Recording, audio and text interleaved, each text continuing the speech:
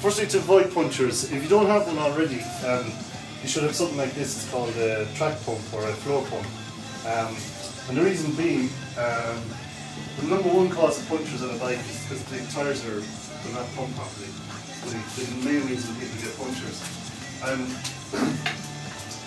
Whatever sort of bike you have, if you look on the tyre, somewhere it'll be written that it's say maximum pressure. And on this particular bike here, it's 120 psi.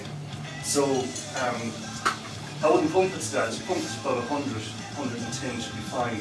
And to do that, you need one of these, and it'll be written on it. This goes up to 160. If I pump this up this evening to 110, in 2 weeks' time it will be gone down again to a point where you start to get punctures.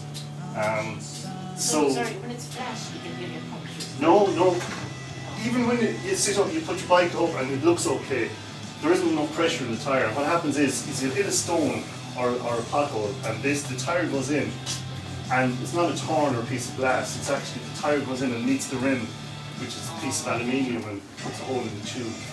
Okay, so even though it might look okay, you do need to check them. Keep the pressure up, yeah. So 2 weeks maybe extreme, but certainly once a month. If you don't check them once a month, you almost guarantee you get a puncture. Okay? And there's no point going to garage because it won't have a thing for this type of valve. So if you don't have one, these are great. You can use the hand pumps as well, like that one, but it's hard work. All even trying to pump them up. So one of these is great. Aldi have them. I don't know where else you can get them. They range from €15 up to 60.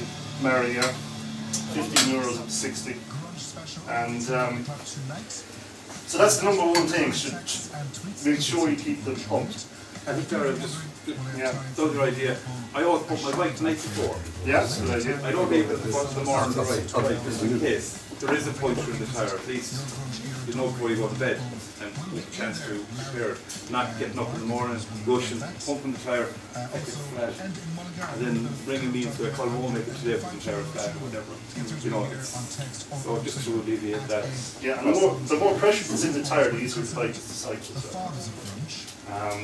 But it comes to a point if you put too much pressure in, the tyre gets really hard, so you end up with sore hands and sore shoulders and all sorts. So you don't pump it up to whatever the maximum is. If it says 120, maybe go up to 100 psi. That'll be about right.